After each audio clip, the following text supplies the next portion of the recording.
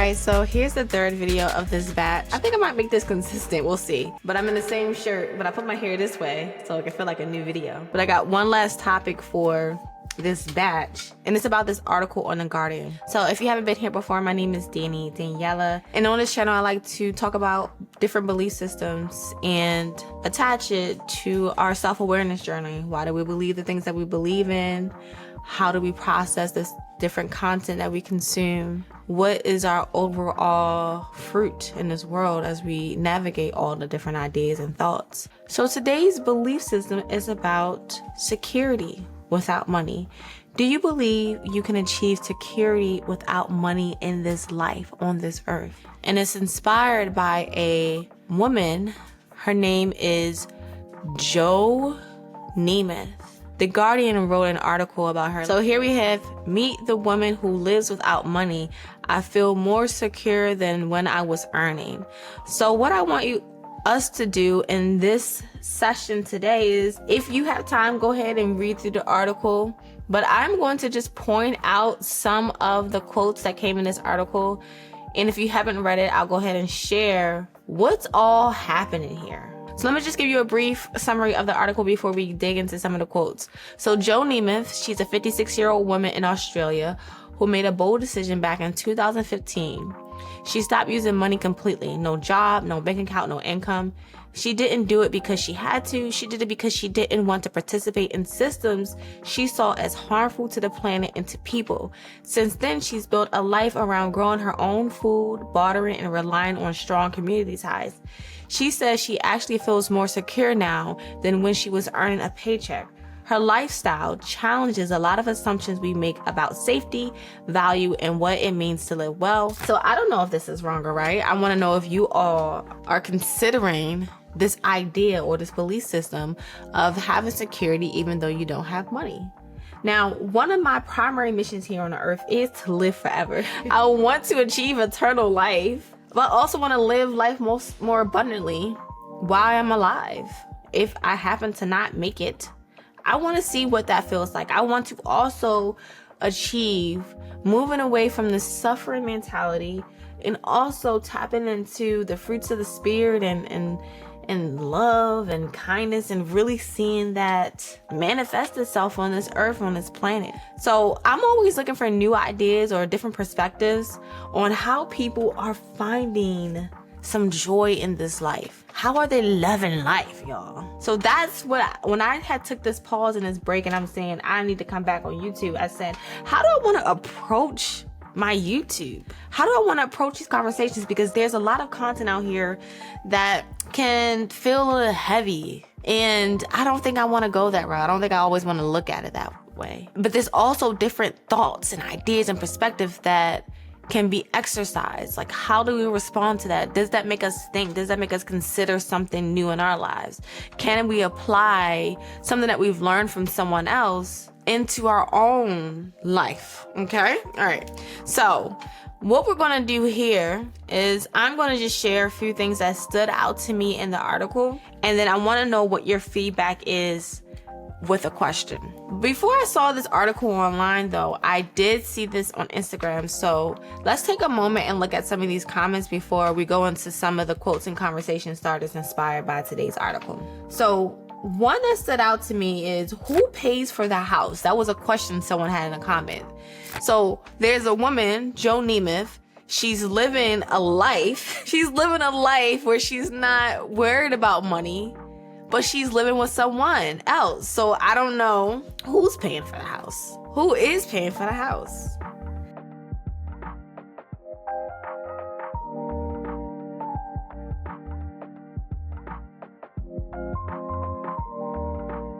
So this next comment says, so it's not about going moneyless, it's about building community. And they put that on in all caps. It's not dependent on a system that exploits us. So you'll hear this theme a lot where people are saying the system is exploiting us and we all want to get out of capitalism, but we also still entertain it because we're used to it and some of us actually like it.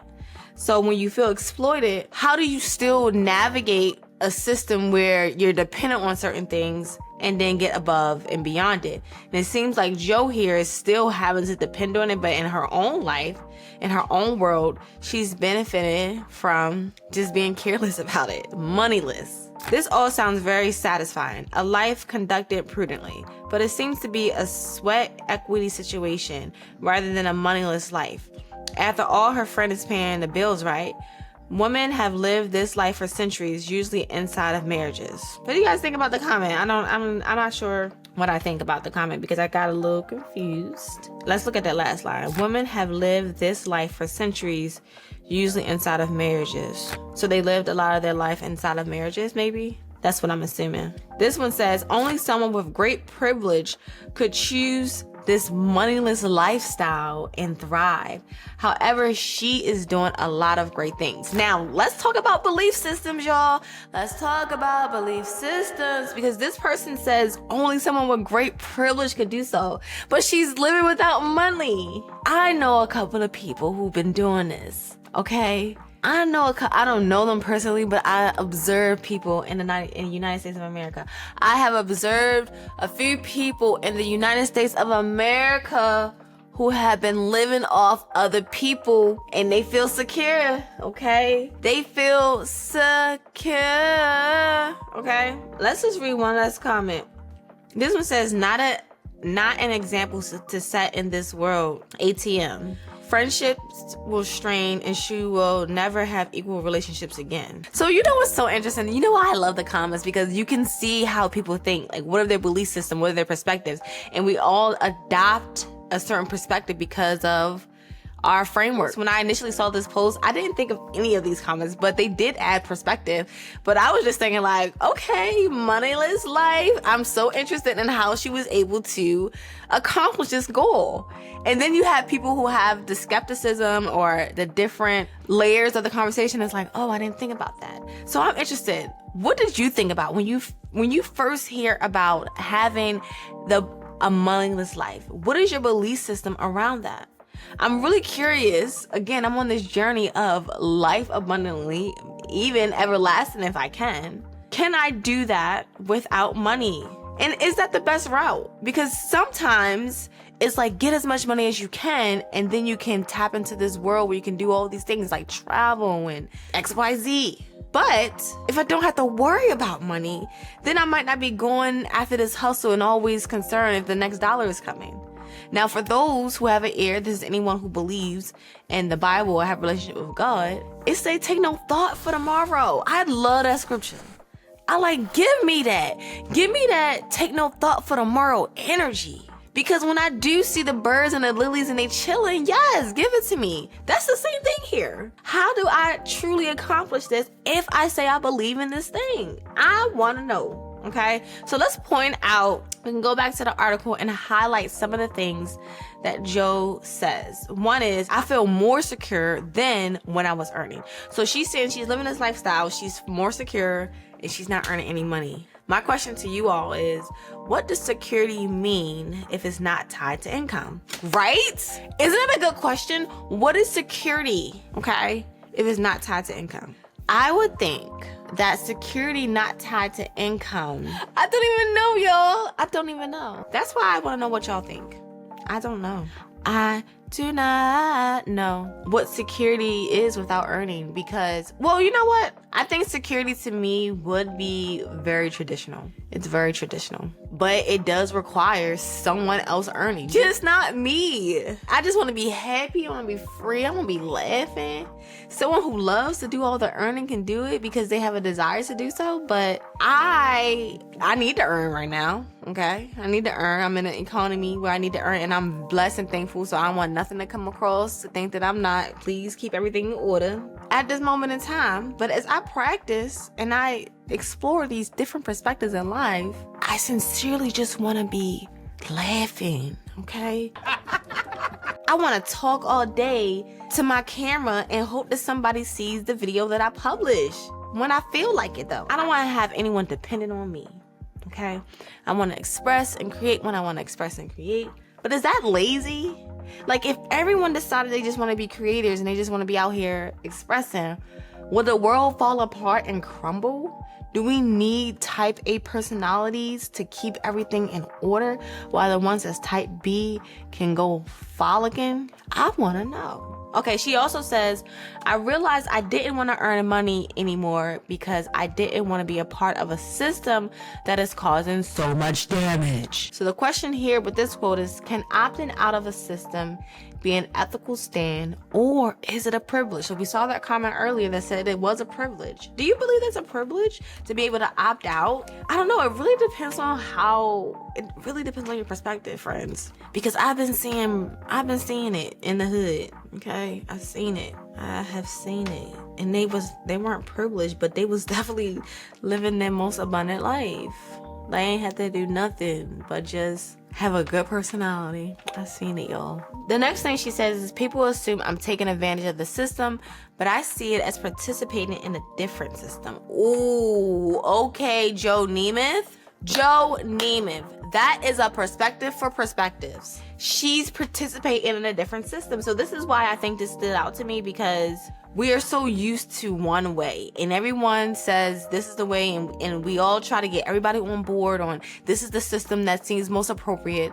But what if we thought differently, and we thought in the direction that allowed us all to just be free? So when we think about fair exchange, if money isn't involved, the question now becomes, what counts as fair exchange? What counts as fair exchange? Is it bartering? And if it's bartering, what does that look like? How do you even determine what's fair exchange? It would have to depend on the individuals, right?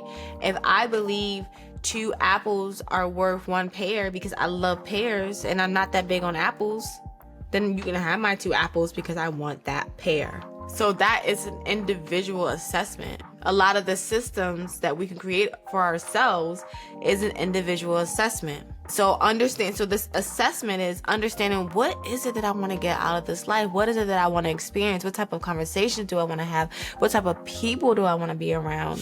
What type of breath do I want to have? What type of air do I want to breathe is what I meant. What type of air do I want to breathe?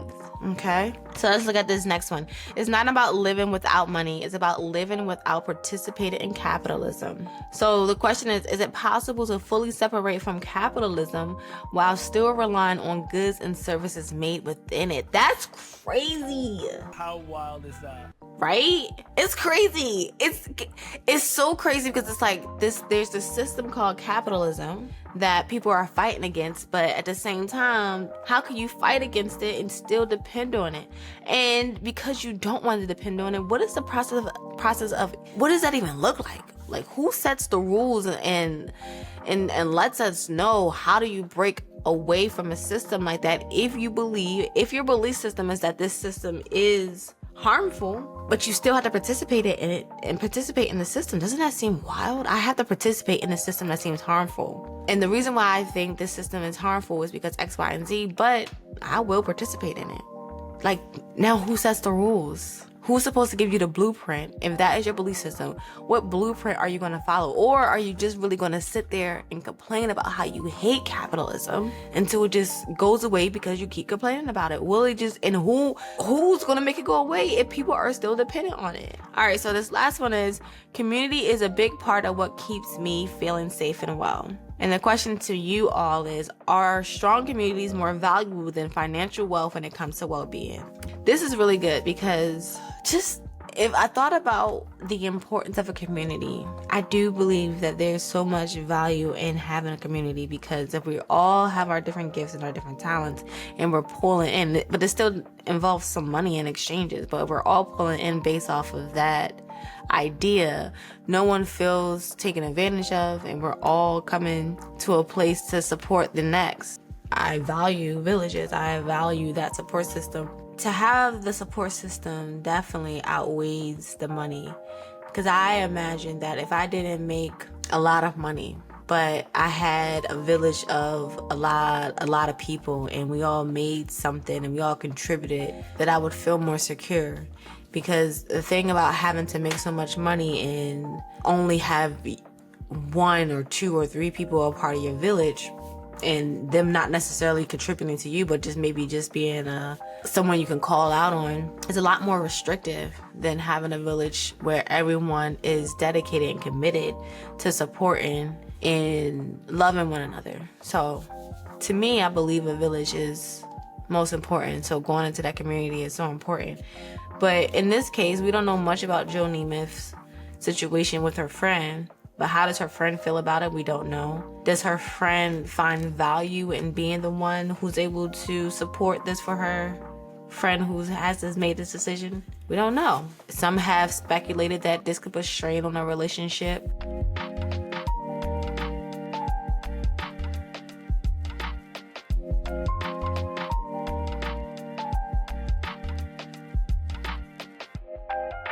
We don't have to make those assumptions, because the thing is, we all are created differently. So when I think about the communities that we can create or the realities that we want to exist in, the key word is always matching. So I can match with someone based off of what their needs are or what their gifts are. So if I'm a talkative person and someone likes to listen to talkative people, my match would be that engagement. So when we think about how people respond or what we think people would do, we don't have to pull it from our own experiences and our own objective. It's just really, is that a match? Are they matching? Be more inquisitive about, I wonder how that's working, or how did they make this work, versus, I don't know. And I'm just telling people what to do at this point. But that's my last video for this batch, y'all. So I should be in a different shirt next time you'll see me. Until next time, hold on to you as much as you can. Hold on to your health, your well-being, and your mind. Be mindful. Bye. Breathe.